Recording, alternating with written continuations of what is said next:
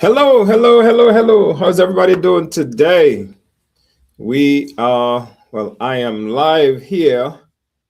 Um, my guest had a unforeseen circumstance and couldn't join me today, but I'm going to talk to you guys. All right. So if you join in today, we're talking about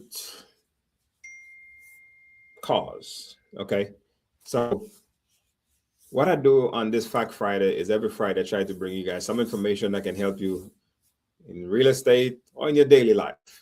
And today I'm going to go back to my previous profession, which was automobile sales, which I did for 20 years. I sold cars for 20 years. And I know a few things about the car business. I know a good bit, actually, not to brag, pat on the back. But anyhow, what we're going to talk about is I'm going to talk to my friend Steven. What he does is he fixed dings and dents, scratched up wheels, and stuff like that for folks. Um, so that's what he was going to talk about. But I want to talk to you about something, the same thing, but from a different point of view.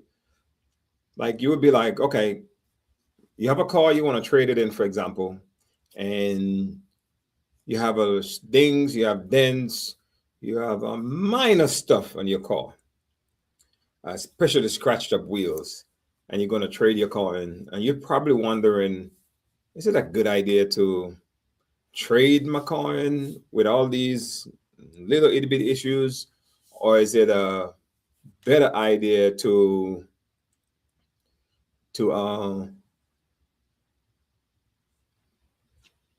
fix the things first? Well, here's my opinion where that's concerned. Anytime you can have your car as flawless as possible, it's going to help you. Now, keep in mind, you're trading a used vehicle, it's going to have flaws. There's no such thing as a used vehicle with no flaws. It does not exist, okay? Absolutely does not exist.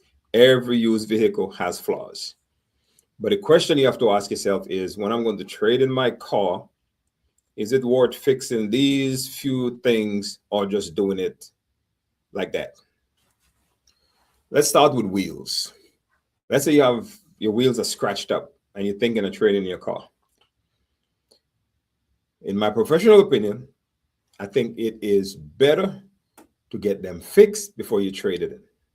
Because the dealer, even if he's going to cost the dealer $150 to fix it, the dealer is going to tell you it's going to take away minimum $500 to $1,000 off of your appraisal value, because he's going to tell you, I have to fix them. And that is true. He'll have to fix them. The question then becomes, how much is going to cost for you to fix them?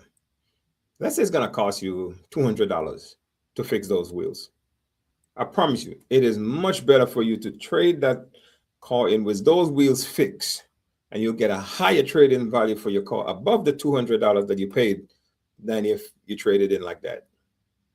So that's one instance, especially for people who lease cars. If you're leasing a car and you're going to turn your car in, you'd want to turn the car in with as little flaws as possible, because the manufacturer, the bank who you lease that car through, is going to find every which way to charge you for something. And they're going to charge you retail. So if you turn in your car, your lease vehicle, with scratched wheels, they might charge you $2,000. That's because to them, the car is going to be worth that much less when they're not doing based on what they're going to technically fix it for, because they're not going to fix it. They're going to sell it. But they're looking at it from the standpoint of, this is what it's going to cost me, what this one is going to cost the bank in dropped value to turn in a leased vehicle with a bunch of scratched up wheels. So you can spend the $200 and fix the wheels, and then you'll be fine. That way you don't get a bill for $1,000 from the bank.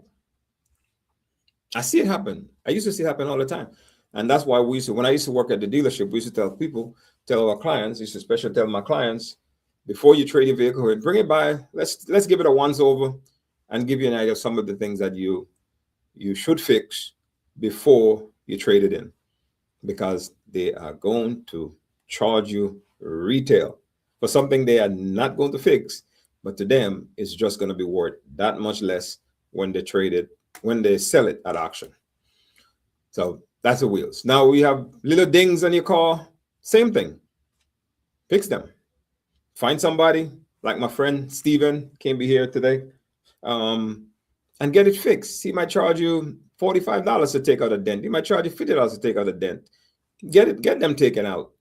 Because if you trade it in with a dent, the dealer is going to tell you, hey, we got to fix all these dents. We got to do this, we got to do that. That is true. They might not, because it's a used car, and turn around. When the person comes to buy the car, they might have left it like that, and they're going to tell the person, hey, it's a used car. It's going to have dents. It's going to have dings. So if you want to get the top value for your car, spend a little bit of money before you trade your car in. Fix the little dings, get a little, somebody go get a little touch up, but you got to do it properly. Fix those little dents, fix the scratches on the wheels, any little thing. I'm not telling you to go refurbish your car. No, don't refurbish your car. Don't go spend $3,000 unless your bumper's falling off. Of course, you want to have that patch put back on. But don't go spend thousands of dollars. But like, fix your wheels, little dents. If your windshield has a crack, go ahead, and there's people around the city also that can fill those holes. And that way the dealer can't tell you they have to put a brand new windshield in the car, because that's what they're going to say. But guess what? You're not going to put a new windshield. They're going to call that same guy, and he's going to charge them $25 to fix the hole. But we're going to tell you, we got to take $700 off. Again, they're in this business to make money. It's not no trick. It's just, that's the way it works. So you can save yourself some money by paying a little bit up front before you trade in your car. Okay. Like I said, I did this for over 20 years. So I know some of the things that can help you save money when it comes to stuff like that. Same thing to your interior. Especially when you're dealing with luxury cars. When you deal with a luxury car, you want to have stuff taken care of. If you have your leather is ripped in your car, just a small little rip, find somebody to fix it, because that little rip is gonna reduce your value, the trade-in value of your car, probably by thousands of dollars. Because again, it's a luxury car. Most people don't come buy luxury cars and want rips in their seat. They want it to be, it's got to stand up. So things like that. What else? If at all you can wash your car before you bring it in, that would help, because then the dealer can actually see the car, and they won't have, if you bring a car packed with mud, then they're going to take money off just because of that, because they don't know what's under that mud. It could be big old scratches under there. They're going to reduce it a little bit, where you can just run it through the car wash on your way to the dealership and make it look better. It will give you a little bit more value for your car just by doing that. What else? What else you can do? Let's see. Again, we talk about the interior. Fix any little on your leather. Make sure you don't bring your car, trade in your car, especially if it's a nice car, but you just so happen to be one of those people who the curb keep hitting your car. Like every time you drive along the road, the curb just come out and hit your car. If you're one of those people, get it fixed. Find somebody. It might cost you $200, but it's that $200 going to save you from the dealer saying, hey, it's going to cost us $1,500 to fix this car, to fix these wheels. Because the next person comes in, they don't want to buy a scratched up wheel car. So the dealer's going to fix it. You're going to pay for it. Take up a little bit extra more. Dings, dents. They are things you got to do. Just spend a little bit, get it done.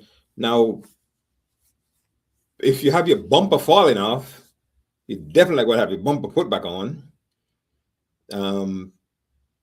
because the dealer is going to then reduce you by a tremendous amount, because he's got to put it on to sell it. But above all that, here's the one thing, if you can avoid to do with your car, if you ever plan to trade it in and you don't want the value to drop by a lot, is don't ever, ever, ever smoke in your car. The minute you smoke in your car, that smoke scent will never go away. I was in the car business for 20 years, and we did everything. We spray, we do, I can't even call the name of some of the things that we tried. We put these machines in them overnight and let it just suck out no, it's not going anywhere. As soon as the sun comes up and that car gets hot, it's gonna come right back. You know why? Because the smoke goes in the fibers, go in the fiber of the seat, it goes in the fiber of the carpet, it goes in the fiber of the headliner. It ain't coming out.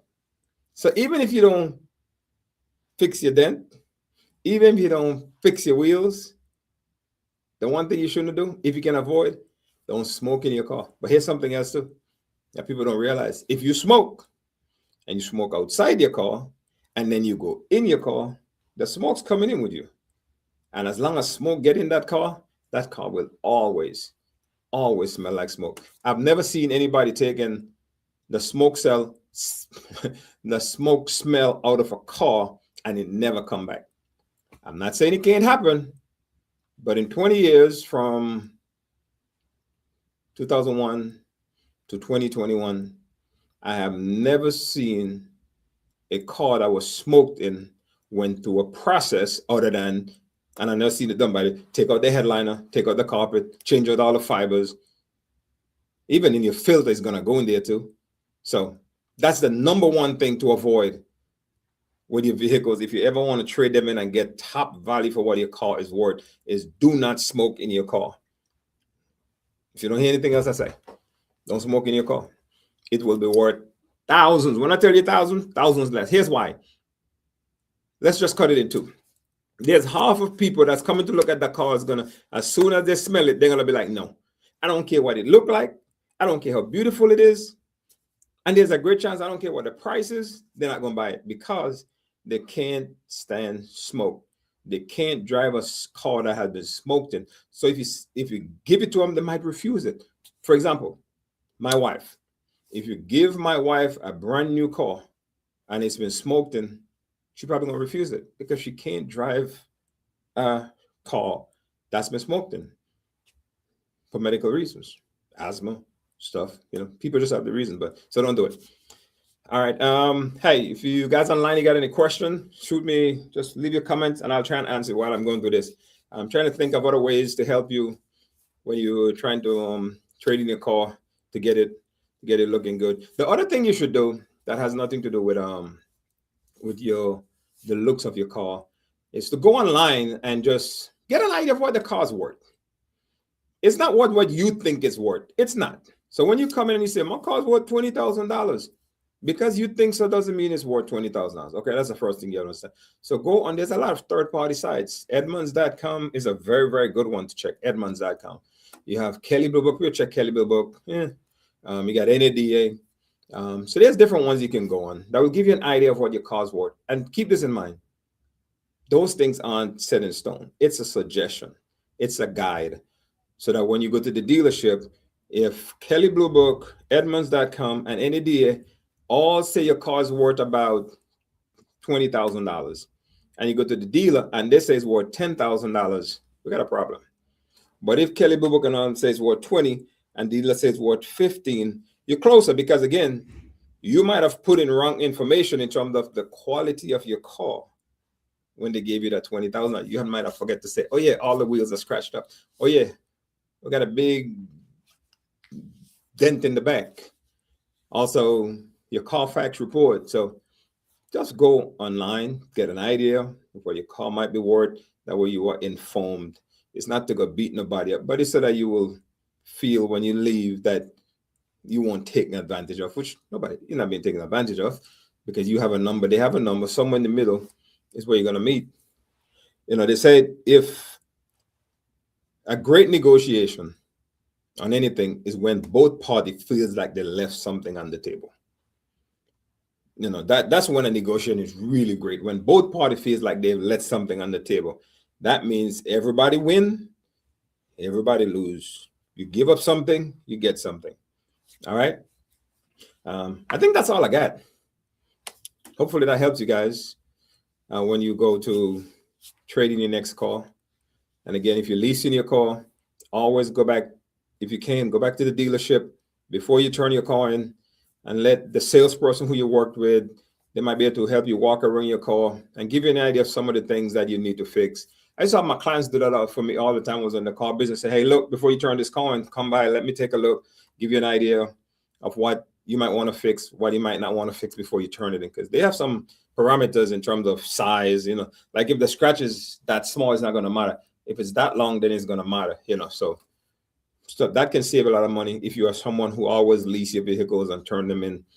Get a dealership, get the salesperson, hopefully they're still there, and have them tell you some of the things you can do to get your vehicle when you turn it in, that you don't end up with a bill afterwards for things like scratches and things. And here's the other part, something else to remember: when you turn your vehicle, and take pictures of it, take pictures of the car. That way, if they come back and say, hey, your car had this dent when you turned it, you can go back to your pictures and be like, no, it didn't. I did not do it.